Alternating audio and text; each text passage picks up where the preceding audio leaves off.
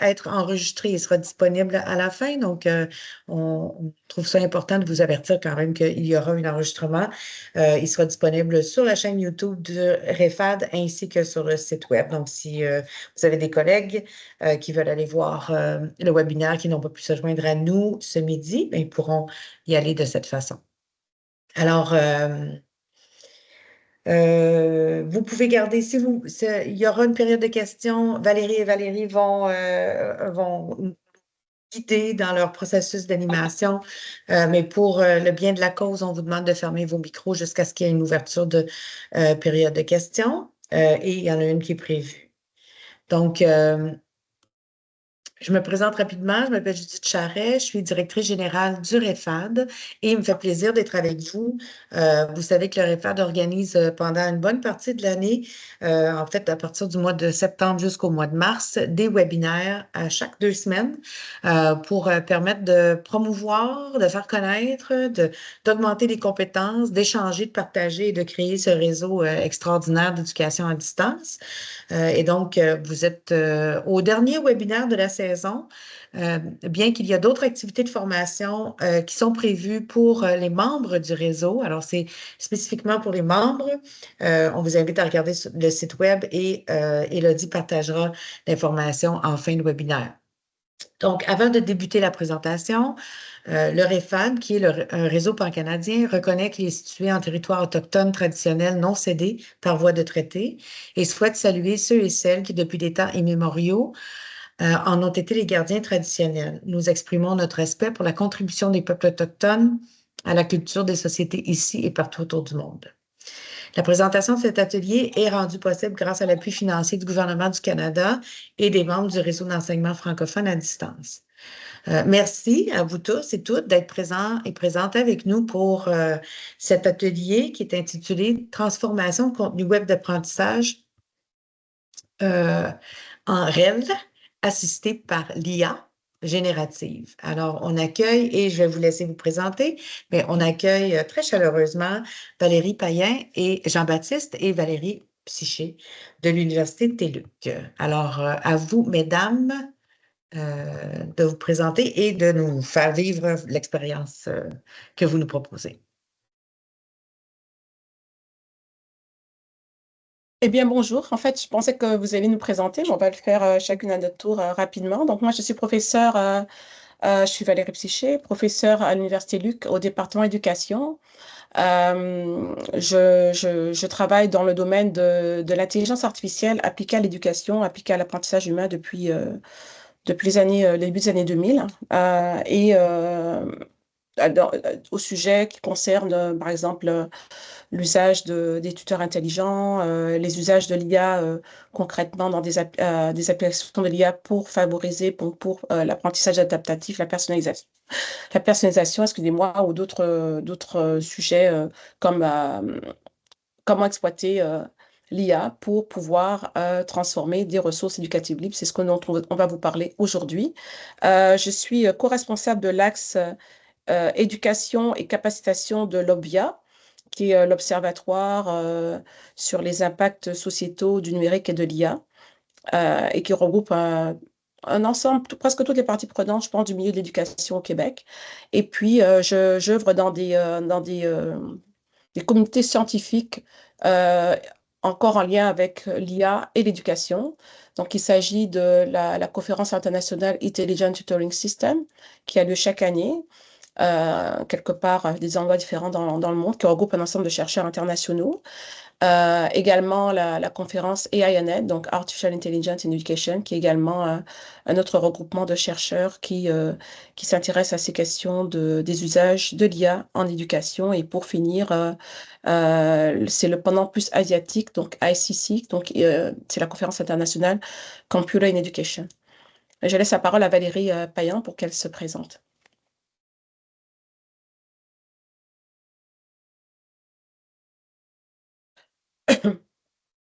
Merci beaucoup Valérie. Bonjour à tous et toutes. Alors, je suis Valérie Payen-Jean-Baptiste. Je suis chercheur postdoctorante et j'ai soutenu ma thèse à l'Université Genève en 2022 avec le laboratoire TECFA, qui est un laboratoire qui a une unité de recherche spécialisée en technologie de l'éducation et de la formation. Et je collabore avec l'Université TELUC sous la supervision de la professeure Valérie Psychi et également la professeure Diane Tremblay depuis 2023, d'abord à titre de stagiaire postdoctorante. Ensuite, là, nous allons démarrer un nouveau projet, un financement que j'ai reçu et qui me permet de continuer à titre de chercheur postdoctorante. Je suis également affiliée à l'OVIA. Je suis membre de l'OVIA et membre du réseau québécois en études féminines. Mes travaux de recherche s'inscrivent principalement dans une démarche interdisciplinaire alliant l'apprentissage collaboratif, les processus d'appropriation des technologies numériques et de l'intelligence artificielle. Et j'observe principalement, d'ailleurs, c'était aussi l'un des objectifs de ma thèse, comment le développement de compétences dans l'appropriation de ces technologies se fait, et particulièrement en communauté de pratique. Voilà, merci pour beaucoup. Valérie, je te repasse la parole. Ton micro est fermé, Valérie. Ton micro est fermé. Très bien. Je vais partager mon écran maintenant. Mm. OK. Je pense que je dois faire comme ceci. Est-ce que vous voyez mon écran? Est-ce que vous Oui, voyez la c'est bon. présentation? Oui, c'est beau? Très bien. Donc, voilà. Donc, en fait, voici le titre de la présentation. Donc, transformation de contenu web d'apprentissage en ressources éducatives libres assistées par l'IA générative ChatGPT. Donc, je ne sais pas si vous avez déjà pensé à utiliser l'IA pour le calibrer pour que l'outil puisse vous permettre d'atteindre ce type d'objectif de transformation. Est-ce que vous aviez déjà eu dans votre parcours, dans votre parcours professionnel, l'envie de l'utiliser pour transformer du contenu web? Eh bien, en fait, c'est sur ça que porte ce petit projet qui était au départ un projet plutôt pratico-pratique, mais qui est devenu un projet de recherche. Donc, nous avons voulu, en fait, mettre en œuvre l'IA, l'outil ChatGPT, pour nous assister à la transformation de certains contenus de ressources éducatives web. Donc, je précise, c'était des documents sur le web pour les rendre libres. Alors, dans quel contexte? C'est que, en fait, oh, excusez-moi. OK, voilà. Donc, en fait, voilà. En 2020, j'avais lancé un MOOC qui s'intitule Initiation au vocabulaire de l'intelligence artificielle. Donc, un MOOC, c'est un cours en ligne ouvert à tous, qui est gratuit, non crédité, et concernait un ensemble de documents qui permettaient à des personnes d'en apprendre sur l'IA à travers les concepts. Euh, une des remarques qui est revenue assez souvent, c'est que les personnes qui s'inscrivaient, très contents du cours, mais auraient aimé partir avec quelque chose, pouvoir garder certaines ressources pour s'en servir par la suite ou pouvoir justement peut-être les intégrer à d'autres usages, les réutiliser. Donc, à partir de cette idée-là, en fait, avec Valérie, et également Geneviève Demers, qui n'est pas là ici, puis Faustin Kagura, qui est aussi un autre étudiant, un étudiant que j'ai encadré dans le cadre d'un doctorat. Geneviève Demers, c'est spécialiste en éducation à la TELUC. On a pensé à comment on pourrait reprendre certaines parties de ce cours-là pour en faire des ressources qui seraient accessibles à tous. Dans ce contexte, nous avons ciblé les lignes de temps du MOOC. Alors, ce MOOC ce CLOM contient dans chaque partie, il y a donc 4 sections, 4 modules, et chaque module contient des lignes de temps qui décrivent des événements importants de l'IA en fonction de la thématique du module. Donc, le module 1 concerne les événements principaux sur l'historique de l'intelligence artificielle depuis, en fait, la création de ce concept-là dans les années 50. Et puis, par la suite, dans les autres modules, il y en a un sur les aspects plus de l'IA symbolique, le module 2. Le module 3 porte sur l'IA connexionniste, donc on appelle maintenant tout ce qui concerne les réseaux neurones, l'apprentissage automatique, et maintenant on parle beaucoup d'apprentissage profond. Et pour finir, le module 4 qui porte sur les usages de l'IA en éducation. Donc chacun de ces modules contient une ligne de temps très détaillée avec pas seulement du texte, mais des vidéos, même des petits exercices interactifs, des audios. C'est très, très riche comme ligne de temps qui se déroule. Donc, on clique sur ces sortes d'accordéons, on clique dessus et on voit apparaître tous les éléments, les ressources. Donc, l'idée, c'est de voir comment on pourrait transformer ces lignes de temps. Donc, nous avons fait l'état de lieu du problème pour voir comment on pourrait y arriver.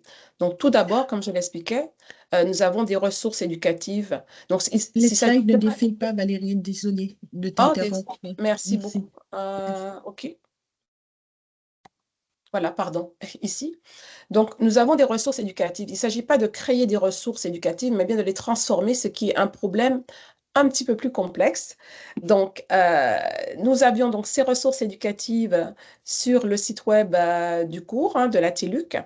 Ensuite de ça, nous avions donc pour accès au MOOC, mais il fallait automatiser certaines tâches pour pouvoir les analyser correctement et puis évidemment pouvoir les analyser correctement, mais bien sûr exploiter les expertises dans le domaine des règles, donc des ressources éducatives libres, d'ailleurs comment transformer une ressource selon les différents niveaux d'ouverture et au niveau de l'accessibilité web également. Et pour cela, en fait, comment intégrer également un outil comme ChatGPT dans notre démarche de production. Donc, c'était ça un peu notre état des lieux, comment procéder à tout cela.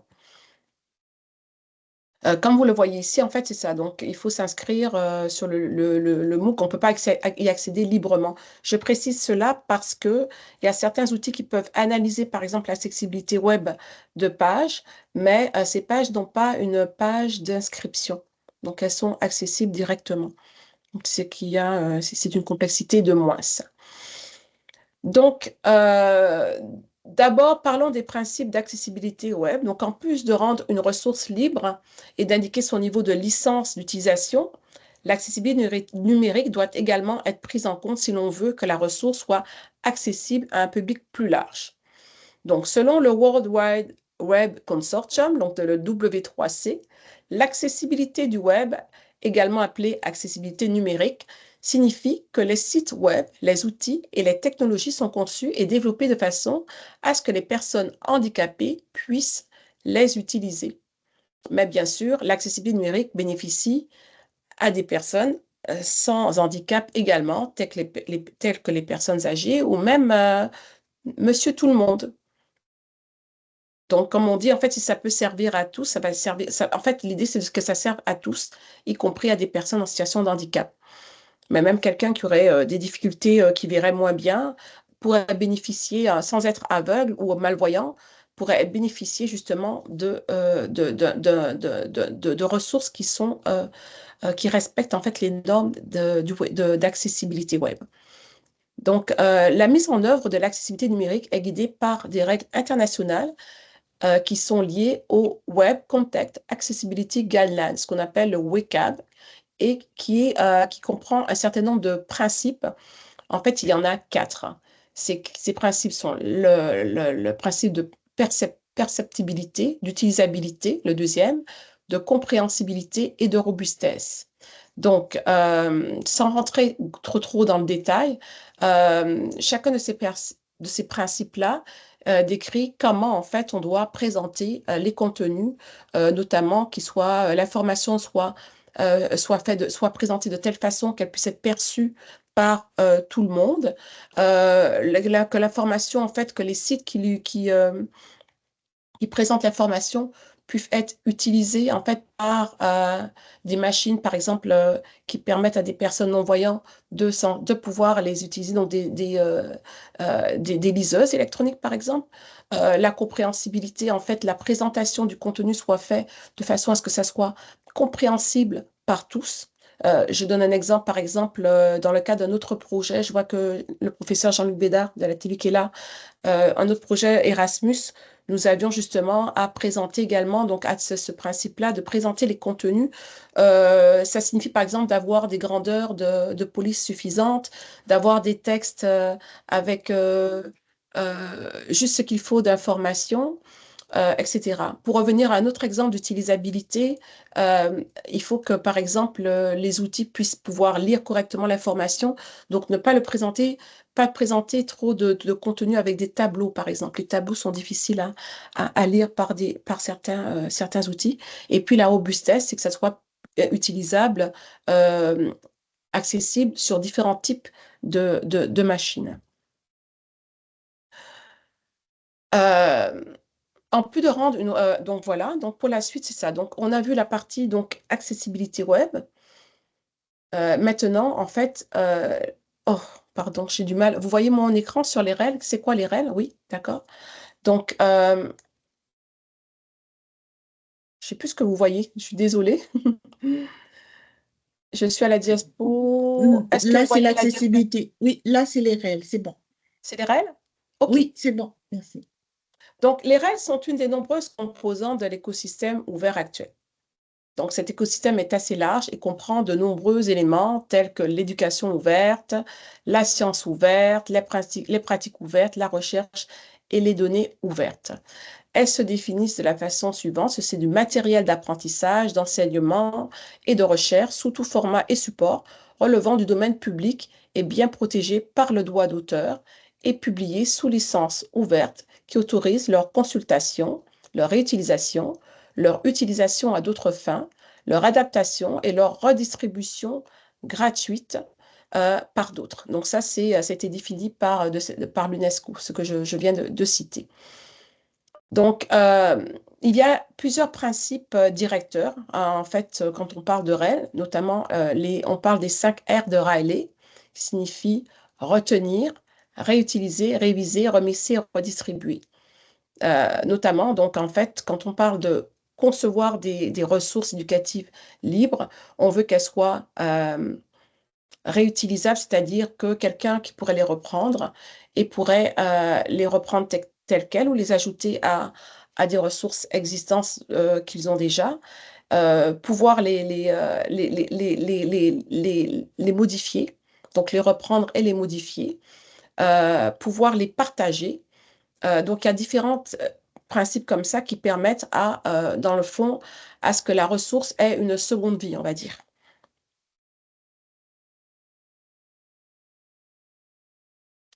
L'un des principaux problèmes soulevés par l'utilisation des ressources éducatives libres est la difficulté de repérer des ressources libres de qualité qui soient accessibles et qui répondent aux besoins des utilisateurs. Ainsi, la transformation de contenu web d'apprentissage n'est pas en fait une chose très aisée. Donc, cela requiert un premier travail qui consiste à analyser en fait ce qu'on a, euh, extraire des médias. Donc, si je reprends l'exemple de la ligne de temps, en fait, donc, on a une ligne de temps. Elle est sous format web. Donc, elle contient déjà, elle est faite sous un format avec du HTML, avec à l'intérieur un accès à ce qu'on appelle des feuilles de style qui sont en format CSS. Donc, il y a un certain nombre de documents de cette ressource-là. Donc, il faut analyser tout ça et voir comment on peut extraire à l'intérieur de ça les médias, c'est-à-dire les textes, les images, les audios, les vidéos du cours, les liens externes, et pour analyser tous les éléments et voir comment on pourra par la suite soit vérifier qu'ils sont accessibles, qui sont accessibles de façon au niveau de l'activité web et qui soient ouvertes, soit après ça, mais il faut pouvoir les modifier. Donc, il y a tout un travail à faire d'identification des différents types de licences euh, afin de pouvoir faire des recommandations de réutilisation, de sauvegarde et de partage libre. Donc, en fait, concrètement, dans le cadre d'un travail comme cela, bien évidemment, en fait, le MOOC était déjà en ligne. Donc, nous avions pour cela vérifié les droits d'auteur. Et si jamais quelque chose n'était pas en fait, nous avons même acheté certains droits d'auteur en fait, on ne peut pas présenter des documents en fait en accès comme ça sur le web sans s'assurer que tous les droits d'auteur, en fait, qu'on respecte les droits des auteurs. Donc, de ce point de vue-là, tout était correct. Ceci dit, certaines ressources, nous avons acheté les droits d'auteur. Donc, l'idée, c'est de voir, de regarder lesquels répondent déjà à des besoins, répondent déjà, en fait, à des niveaux d'accessibilité acceptables et lesquels ne le sont pas. Donc, ça a été un petit peu comment faire tout ça que nous avons regardé.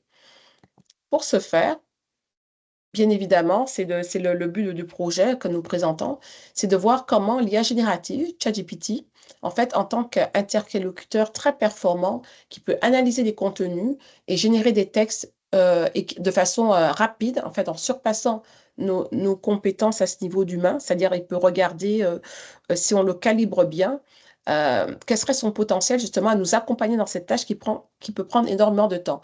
Bien évidemment, avant de se lancer dans cette aventure, nous avons quand même considéré le faire nous-mêmes à la mitaine. Mais nous nous sommes rendus compte que c'était vraiment très, très, très chronophage. Euh, donc, c'est ça. Donc, on a regardé le potentiel de l'IA pour réaliser ce travail euh, et de voir en fait comment le guider également pour ça. Donc, ChatGPT, par contre, pour s'en servir, il faut quand même, on peut en fait, même selon les recommandations de l'UNESCO, en fait, ChatGPT, c'est un modèle qui est utile, mais avec des personnes expertes. Ce que je veux dire par là, c'est que il y a un certain niveau il faut avoir un certain niveau de réflexion critique lors de l'usage de cet outil. Vous commencez à le savoir, ces outils d'IA ne donnent pas que des informations précises et vraies. De temps en temps, et à des moments où on ne s'en rend pas forcément compte, si on n'a pas un esprit critique assez aguerri, il va nous insérer des éléments qui sont faux. Donc, il va halluciner et il va donner des informations qui sont fausses. Et souvent même, quand on parle d'hallucination, c'est qu'en fait, il va nous donner de l'information fausse qui est tellement bien placée qu'on va penser que c'est vrai. Donc, l'idée, c'est quand même d'utiliser cet outil-là, mais de façon un petit peu en soyant quand même assez habile pour repérer ces éléments-là. C'est un peu ce que l'UNESCO préconise. Donc, quand on parle d'utilisation d'outils, il faut le faire donc en faisant bien attention donc à favoriser la pensée critique. Donc, dans notre cas, nous avons programmé l'outil d'IA pour qu'il puisse reconnaître, localiser, analyser, extraire et recommander des critères valables pouvant servir de guide dans la démarche de création et de transformation de contenu web d'apprentissage. Donc, nous l'avons utilisé pour, en fait, l'hypothèse était de l'utiliser pour réaliser une analyse systématique de plusieurs contenus du cours. Donc, analyser les contenus, construire une liste de critères de transformation des contenus, c'est-à-dire quels critères allons-nous utiliser de façon systématique pour transformer ces contenus-là web, et ensuite analyser aussi, qui nous aide à analyser quels sont les niveaux d'ouverture et d'accessibilité du contenu, et le cas échéant, en fait, nous permet de produire des contenus ouverts, accessibles, libres, et pour après les mettre à disposition du public. Donc, les hypothèses de départ étaient le suivant, qu'on allait utiliser l'IA, en fait, naïvement même, je dirais, au départ, c'est de lui donner, par exemple, le lien de la ligne de temps, en fait, lui donner l'ensemble des critères du WCAG, des principes, des normes du WCAG, lui donner un ensemble de critères, en fait, d'abord, qui nous aura aidé à bâtir pour bien calibrer quels sont nos critères selon les principes d'ouverture que nous voulions appliquer. Et ensuite de ça, nous faire des propositions sur les différents niveaux d'ouverture ou d'accessibilité à modifier et de proposer d'autres ressources. Donc, c'était un peu ça notre idée de départ. Pour réaliser ceci, nous sommes dit que nous allions utiliser une approche, une méthodologie, en fait, de design thinking. Donc, le design thinking, ce qui est intéressant, c'est que bon, c'est une méthodologie, en fait, qui permet qui comprend, en fait, 6 ou 5 étapes. Dans notre cas, nous sommes basés sur un module de 5 étapes. pour pouvoir réaliser ce travail-là. Et c'est ce que Valérie va vous présenter tout à l'heure.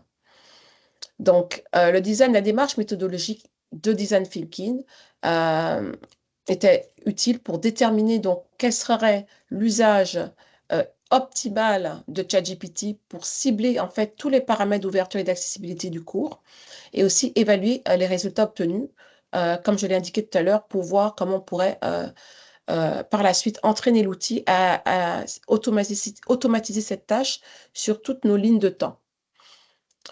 L'intérêt du design thinking aussi, c'est que en fait, nous sommes une équipe de 4 avec des expertises différentes et ceci favorise beaucoup la divergence d'opinion. C'est-à-dire, on met l'accent sur l'application des compétences de tout le monde et on fait émerger à ce niveau-là, en fait, des solutions. Donc, sans plus tarder, je vais passer la parole à Valérie qui va vous parler. Donc, comme je vous dis, nous allons utiliser un processus de 5 étapes qui commence par la définition, ensuite l'idéation, le prototypage, le test et pour la dernière, la mise en œuvre. Je vais passer la parole à Valérie pour la partie de présentation de ce design thinking. Valérie, est-ce que tu veux que je départage mon écran et que tu reprennes la main? Oui, merci Valérie, D'accord. c'est très bien. Ok, Je vais projeter à partir de mon poste. Merci beaucoup. d'accord. Donc là, tu peux y aller. J'arrête Ok, le partage. parfait. Alors, déjà là.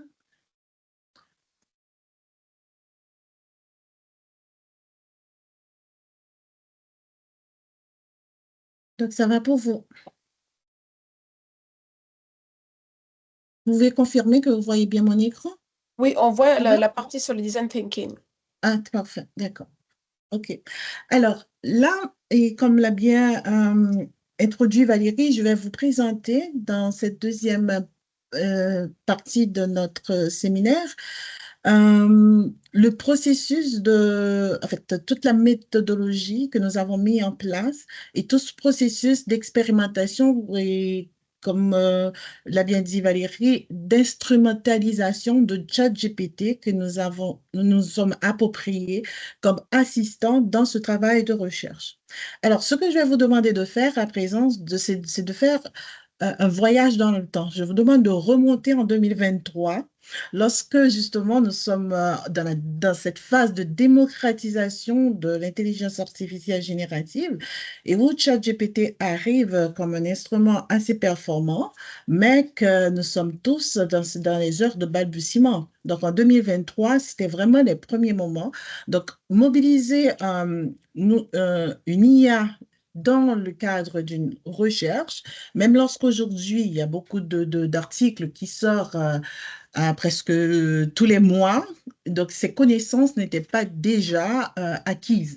Donc, il nous fallait, dans ce processus d'instrumentalisation, basé sur la théorie de Rabardel, voir comment approprier l'utile, l'introduire dans notre protocole de recherche pour évaluer ses possibilités d'action et avancer dans notre travail avec lui. Donc, l'utile est utilisé comme moyen d'action et aussi comme instrument de travail. Donc, dans un premier temps, nous avons mis en place un processus comprenant ces deux phases-là.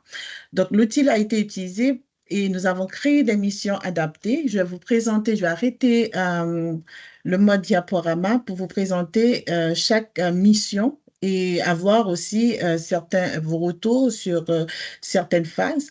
Donc, nous avons calibré l'outil ici. Donc, je vais arrêter le diaporama Si tu ici. cliques sur le lien, oh, ouais. Oui, mais en fait, des fois, ça fait un bug, donc je préfère aller directement. Est-ce que ça s'affiche bien pour vous ou bien vous voulez que je... Oui, Est-ce que vous voyez? ça s'affiche très bien. Tu peux agrandir un petit peu, voilà. Mais de toute D'accord. façon, en fait, tu vas résumer ce qui est marqué sur la Oui, partie introduction. Donc, exact. Donc, on ne va pas lire tout le départ. Donc, dans un premier temps, ce que nous avons fait, que je vous ai expliqué, nous avons utilisé l'outil, nous avons créé une mission. Donc, ChatGPT, nous avons décidé de créer un persona. d'accord, et de confier à ChatGPT, c'était la version 3.5 encore, la mission de nous assister dans la création d'une ressource éducative libre sur la base d'informations qui seraient données. Donc, ça, c'est notre démarche. Donc, pour ce faire, nous avons ouvert une ligne de discussion. Nous avons créé cette mission, lui confiant justement cette tâche, ce rôle bien défini. Et dans cette même ligne de discussion, nous avons procédé à plusieurs questions. Donc, Attends, juste pour préciser quelque chose, Valérie. Donc, en fait, le rôle qu'on lui a dit, c'est qu'il doit. Ah, non, non, tu peux rester, en fait, c'était très bien. C'est juste, je donnais une précision. Donc, le rôle était d'analyser les contenus d'apprentissage et de les transformer. Voilà, donc c'était ça son rôle. Et on l'a Oui. nommé, nous avons nommé nous l'avons nommé Varia. Nous avons nommé l'IA Au Varia. départ, nous l'avons nommé Varia pour qu'il puisse comprendre qu'il doit adopter un rôle, qu'il doit jouer ce rôle d'expert. Bien entendu, c'est nous, en fait, il ne faut pas oublier que tout ce processus, c'était pour évaluer ses fonctionnalités, ses potentialités d'action. Qu'est-ce qui nous rend? Et à chaque fois, revenir sur les résultats et critiquer et demander de performer au fur et à mesure. Donc, voilà la première mission confiée. Donc, vous êtes variable, vous devez nous assister. Et ça, cette interaction avec l'outil nous a permis de voir quel style de langage utiliser, quelles sont les balises à respecter dans la formulation des requêtes. Et dans un premier temps, on voulait voir quelles sont les questions qu'il posait et ça nous a permis justement d'avoir une liste de critères pour savoir quel type de questions poser par la suite pour avoir tel type de réponse. Donc, ça, c'était la première chose. On pourra revenir par la suite pour avoir votre avis, savoir si on aurait pu améliorer et comment. Donc, dans un second temps, on a compris que lorsque les requêtes étaient étaient faites de manière trop générale, les réponses étaient trop succinctes et pas trop élaborées. Et donc, dans un deuxième temps, on a compris justement qu'il fallait améliorer le langage, donc déjà indiquer un rôle, quel rôle qu'il doit jouer. Maintenant, au niveau de la tâche, être beaucoup plus précis, c'est-à-dire exactement ce qu'on désirait qu'il fasse. Donc, vous pouvez voir cet exemple ici. Ça, c'est dans ce tableau, voilà dans la première mission, d'accord, un exemple de requête pour, pour discuter du niveau de langage, en fait, de la langue employée dans dans le cours. Est-ce que c'est la langue et comment elle est construite? Est-ce qu'elle est accessible, etc.? Est-ce qu'il faut corriger Non, certains la langue, textes? excuse-moi Valérie, la langue, c'était plus la ligne en dessous. Mais de toute façon, en fait, ce que tu montres ici, c'est l'itération de la première mission. Enfin, c'est une des itérations avec des questions. Et Oui, ensuite, à droite, la deuxième mission où on a précisé les prompts. Donc, on voit que oui. là, on lui a demandé, voilà. Et, Donc là, donc oui, j'ai pris un exemple particulier. Donc là, c'était juste une itération pour la question de la langue. Donc, ce qu'il faut comprendre, c'est que lorsqu'on lui a fourni les éléments de la page web, donc pour chaque critère, pour chaque élément de la page web qu'on voulait analyser, il fallait avoir des retours, d'accord? Donc, n'oubliez pas que l'un de nos objectifs était de construire un cadre, un guide qui servirait de cadre pour pouvoir nous accompagner dans la transformation des ressources éducatives web en réel. Donc là, pour la question de la langue, qui était un des éléments importants pour nous, donc on avait d'autres éléments. Donc il fallait d'abord nous dire que, bon, de cibler justement comment est la langue. Donc là, il nous dit tout simplement que la langue, c'est la langue française. Ici, là, on a précisé, donc on a donné le rôle, mais on a précisé la tâche. Il faut déterminer s'il y a des contenus de substitution supplémentaires qu'il faut ajouter. Est-ce qu'il y a des graphiques pour faciliter la compréhension, etc. Et là, donc le fait qu'on ait ajouté beaucoup plus de précision, donc on a eu beaucoup plus d'informations. Pour poursuivre la présentation. en fait, juste pour dire, quand tu parles de la langue, on savait que c'était la langue française. Ce qu'on voulait savoir, Oui, si c'était accessible, hein. Comme je disais tout à l'heure, Euh, quand on parle d'accessibilité web, il y a un niveau de langue à avoir qui soit accessible à tous. Notamment, en fait, le niveau de difficulté de compréhension des termes. Les choses comme ça doivent être prises en compte. C'est ça qu'on allait chercher comme information, pas juste de savoir pas de savoir si c'était de la langue française, bien évidemment. oui, oui, bien entendu. C'est pour Oui. ça que nous ne sommes pas arrêtés justement à sa réponse de dire que c'était juste la langue française utilisée dans le cours. Ça, on savait déjà, mais on voulait savoir est-ce qu'il fallait avoir des exemples de substitution, qu'est-ce qui pourrait être ajouté pour faciliter la compréhension pour tout un chacun si on sort du cadre de cours de télé.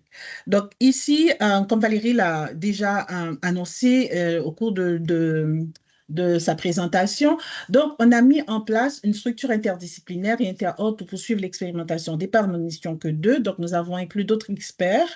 À la fin, l'équipe était composée de 5 membres avec différentes expertises, certains en intelligence artificielle, d'autres en accessibilité web et ressources éducatives libres et ouvertes et aussi en scénarisation pédagogique. Donc, ça nous a permis de mettre en place une démarche collaborative et d'avoir justement le retour de ces différents experts sur le processus et c'est à partir de ça, donc lorsque le travail a été présenté et compris par tout le monde, que nous avons fait émerger les questions justement de recherche dans le cadre de l'instrumentalisation de ChatGPT dans le cadre de cette recherche. Pour cela, nous avons mis en place ensemble un protocole que je vais vous présenter tout de suite ici, donc un protocole de mise en œuvre. Donc, ensemble, nous avons défini entre nous 5 comment justement ce travail allait être poursuivi.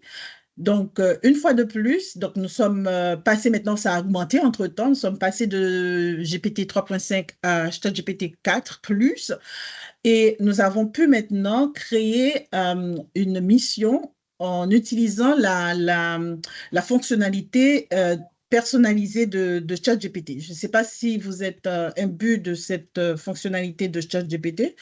Donc, si vous allez maintenant, ça a augmenté, c'est beaucoup plus performant, mais avant, il était possible d'aller dans ChatGPT et avoir 2 grandes cases qui permettaient de préciser le rôle et les compétences attendues. Et c'est ce que nous avons fait dans le protocole. Donc, nous avons d'abord précisé la mission, une fois de plus, mais de manière beaucoup plus améliorée, et le comportement attendu. Peux-tu agrandir un petit peu? Ah, désolé. Et puis, il nous reste 20 minutes, hein, juste pour te dire. Oui, pas moins que 20 minutes parce qu'il faut prendre des questions, donc je vais aller plus vite. On va aller plus vite, ouais. Donc, nous avons précisé en personnalisant GPT, donc nous avons précisé la mission, nous avons précisé les compétences attendues et nous avons ouvert une session, donc maintenant pour les discussions. Donc, toutes les questions devaient être posées. Voici une liste de questions qu'il fallait être posées, mais il y avait aussi certains principes qu'on voulait respecter, c'est-à-dire que lorsque les réponses fournies étaient exactes, donc on pouvait cliquer pour pouvoir entraîner l'outil à justement proposer ce genre de réponses, avoir les tendances qu'on voulait. Donc, c'est bien entendu, comme vous savez, l'IA générative n'est pas une base de données, donc ça ne répond pas exactement aux mêmes questions pour tout le monde, mais ça nous a permis justement d'avoir, cet exercice nous a permis d'avoir une complémentarité, les différents points de vue, les différents plugins, etc. Donc, ça nous a permis au final d'arriver à produire ce guide qui sera publié bientôt dans un article. Donc, c'est un guide comprenant ces 7 chapitres, donc les recommandations générales, les éléments, voilà, tout ce qui doit être pris en compte Valérie? dans la transformation de ré en réel. Oui, Valérie? En fait, tu es pas en mode présentation, hein, juste pour te dire.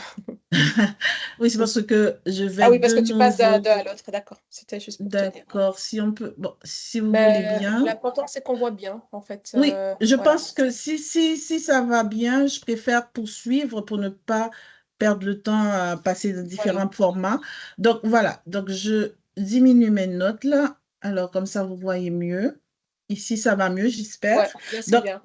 Donc, nous avons produit ce guide qui comprend ces 7 chapitres et c'est ce guide-là qui était pour nous notre cadre, d'accord? C'était le cadre qu'on allait fournir comme document à ChatGPT 4+, pour qu'il puisse analyser les contenus de la page web du cours que Valérie avait présenté au départ et maintenant pouvoir exécuter la commande de transformation.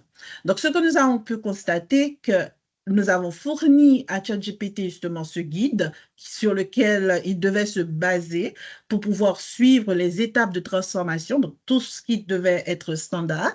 Et maintenant, nous avons fourni également le code source de la page web Malheureusement, nous avons constaté que le processus de transformation n'a pas pu être exécuté.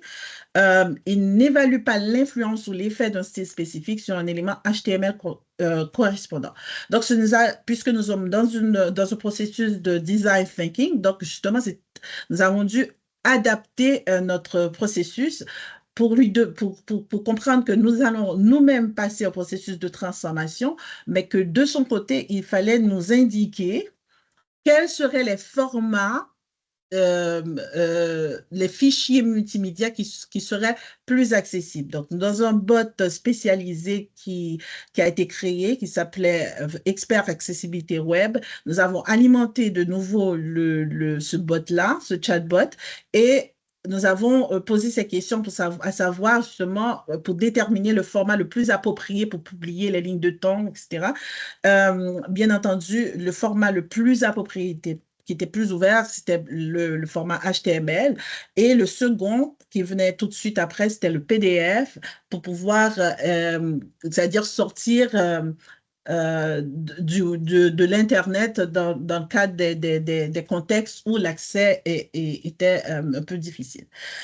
Là, ici, ce que nous avons fait par la suite, c'était de savoir à partir de chaque ligne de temps, si on pouvait faire des screenshots et proposer justement à un autre bot appelé Screenshot to Code, s'il pouvait lui-même nous proposer les codes à partir justement des critères standards qu'il faut respecter pour une ressource éducative libre, s'il nous pouvait donner les codes pour qu'on puisse construire nous-mêmes.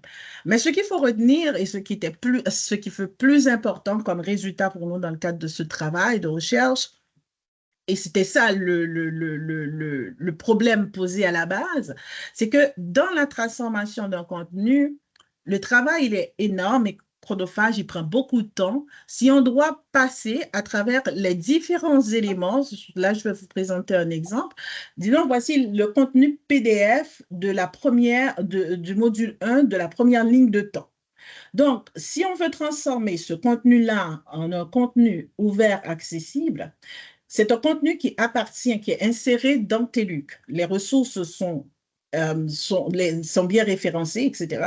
Mais s'il faut mettre une licence CC BY ouverte sur ce PDF, par exemple, et le rendre accessible, il faut que de notre côté, nous soyons en mesure de passer à travers chaque référence citée, chaque ressource tierce, c'est-à-dire les vidéos qui ne sont pas incluses, qui sont peut-être sur YouTube, etc., ou bien qui se trouvent dans d'autres pages web, chaque image, et nous assurer pour chaque module et chaque ligne de temps que ces ressources sont ouvertes ou bien accessibles, ou bien qu'ils ont un type de licence qui permet la réutilisation, les SecR que Valérie vous avait présenté. Et ce travail, c'est ce travail qui prend en fait du temps. Donc pour cela, ce que nous avons fait, nous avons conçu un autre chatbot et c'était ce travail finalement qui a été beaucoup plus important dans le cadre de ce travail. Donc, nous avons conçu un autre chatbot que vous pouvez faire vous-même également. Si vous allez dans MainGPT, vous allez créer un GPT, ça va vous accompagner pour pouvoir justement configurer un GPT. Donc, ce que nous avons fait, nous avons instruit ce chatbot personnalisé de toutes les données que nous avons créées au cours de cette recherche. Donc, les questions clés que nous avons explorées ensemble, quelle démarche qu'il doit suivre, et également les compétences clés qu'on veut qu'il ait. Et nous l'avons également instruit de notre guide de transformation et nous avons également travaillé, je n'aurai pas le temps de vous présenter là maintenant, mais au moment de la discussion, je pourrais le faire parce que je n'ai pas sous la main. Nous avons également créé un tableau taxonomique. Ce tableau taxonomique permet quoi? C'est que pour chaque type de fichier multimédia, de nous indiquer qu'est-ce qui manque et quel type de ressources qu'il faudrait ajouter. Donc, tout ça devait être pris en compte dans oui, donc, également, je on vais a vous mis les présenter liens vers on a également mis, si vous le voyez bien, les liens vers le guide de WCAG oui, et pardon. tous les liens, tous les documents qu'on avait sur les normes également. Oui. Voilà, donc tous les liens. Et puis, en fait, si vous voyez à droite, en fait, donc on voit l'ingénieur L avec donc déjà Les des compétences. quatre compétences. Donc, analyser l'accessibilité d'un contenu web, analyser les types de licences d'une liste de référence, faire des recommandations pour structurer les ressources et analyser l'ouverture des ressources tierces. Oui. Donc, Donc, en fait, tout ce travail, c'est-à-dire que en fait, les réflexions éthiques que nous avons eues dès le départ, donc Valérie disait justement, nous avons mis les liens d'accessibilité web, les liens vers le WCAG et également les liens vers tout ce qui est ressources ouvertes et libres de l'UNESCO. Donc, tout ça a été vers aussi le site de Creative Commons, donc pour qu'ils puissent avoir les différents types de licences. Donc, tout ça a été nourri donner au chatbot personnalisé pour qu'il puisse se nourrir et justement les compétences demandées à l'ingénieur réel que vous pouvez avoir sur ChatGPT. Donc, ça, c'est accessible dans OpenAI. C'est un des bots qui existe. Ça s'appelle Ingénieur réel. Et lorsque vous cliquez dessus, vous allez avoir les 4 compétences. Maintenant, ce qu'on peut faire, et l'exemple que nous avons réalisé, par exemple, ce prompt-là, je lui ai fourni ce document d'analyse que j'aurais dû faire moi-même en tant qu'humain, d'accord, qui m'aurait peut-être pris plusieurs semaines d'analyse. Donc, je lui ai fourni ce texte, voilà, en lui disant merci d'analyser les ressources citées dans le texte. Merci de repérer et d'indiquer les ressources avec les sensibles d'utilisation et de faire des recommandations de ressources alternatives ou celles qui ne sont pas libres d'utilisation. D'accord? Donc, maintenant, puisque nous avons mis en place un tableau taxonomique, justement, donc voilà ce qu'il a fait. Il a fait une analyse en présentant le type de fichier, la licence qui est affichée, d'accord, sur le type. Donc, c'est-à-dire que maintenant, pour le texte principal, donc, est-ce que c'est libre d'utilisation? Oui, mais non commercial. On comprend bien parce qu'effectivement, ça appartient à TELUC. Donc, comme Valérie, la professeure Psyché vient de dire que les ressources sont exactes mais ce n'est pas libre de réutilisation pour des droits commerciaux. Donc, ça peut être adapté. Donc, c'est ce qu'on veut faire. On peut sortir. Donc, il y a les images décoratives donc, de DALL-E que j'avais intégré dans la ressource. Donc, c'est pas clair. Ce que c'est pas clair, il le dit. Donc, maintenant, pour toutes les ressources qui sont non libres, il le dit. Donc, il donne des références d'autres endroits où on peut trouver des ressources alternatives.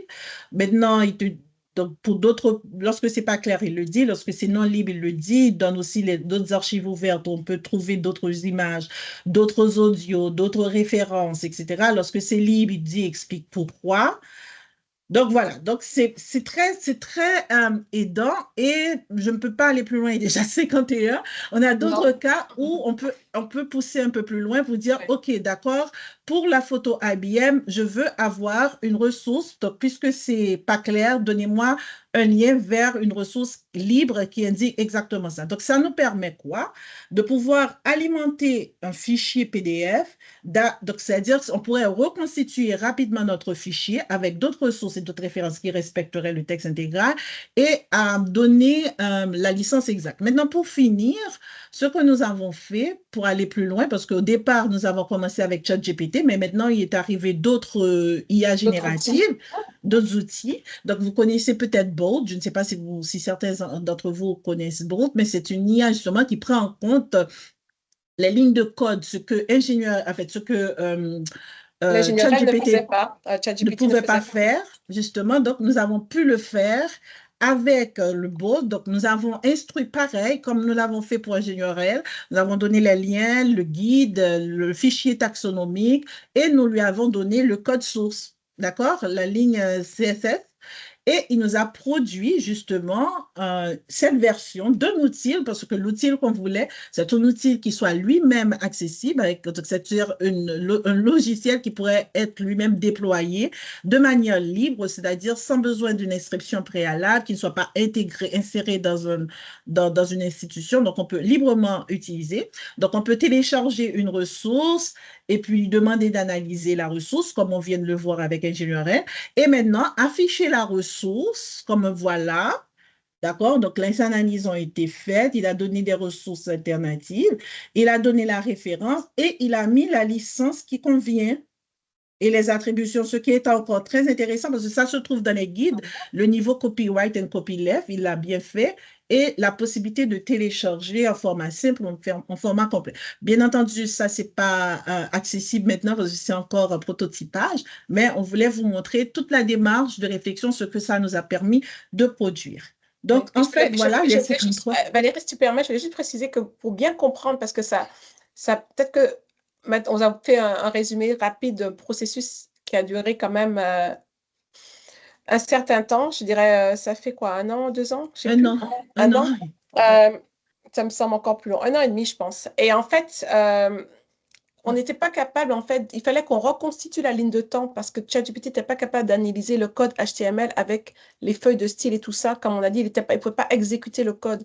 Ce que maintenant, cet outil-là peut faire. C'est pour ça qu'on a, en fait, à la fin, on avait donc ces ressources sur le web. Il fallait qu'on les reconstitue et qu'on les mette en format PDF, qu'on lui envoie pour qu'il puisse s'analyser, ce qui était un travail qui était quand même assez long. Donc voilà, en fait, on a au moins avancé sur cette partie-là. En tout cas, c'est une belle avancée. Oui. Il nous reste quoi, 5 minutes pour des questions? Oui, posez toutes vos questions, je vous prie. Merci. On voulait savoir si ça vous parlait et s'il y avait des gens qui voulaient s'exprimer ou qui pensaient que ça pourrait être utile ou qui voyaient en fait ça répondait à des besoins dans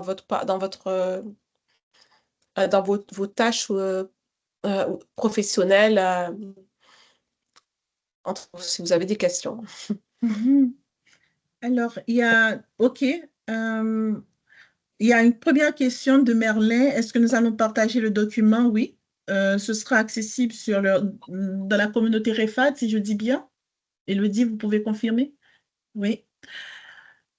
Ah oui, elle a répondu.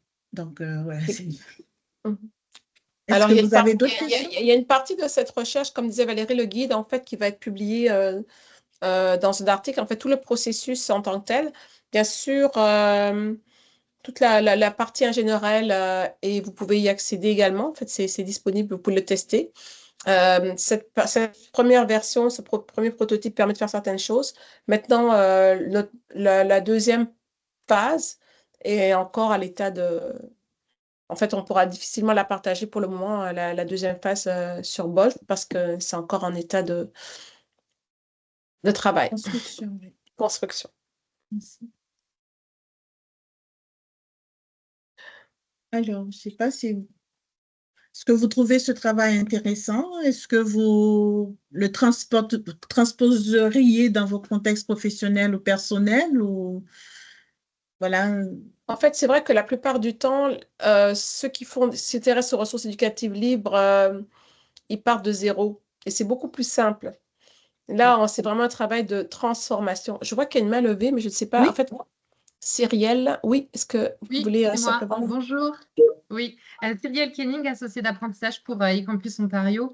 Nous, en fait, en Ontario, on a vraiment une problématique pour les ressources en français, puisque on est une minorité linguistique.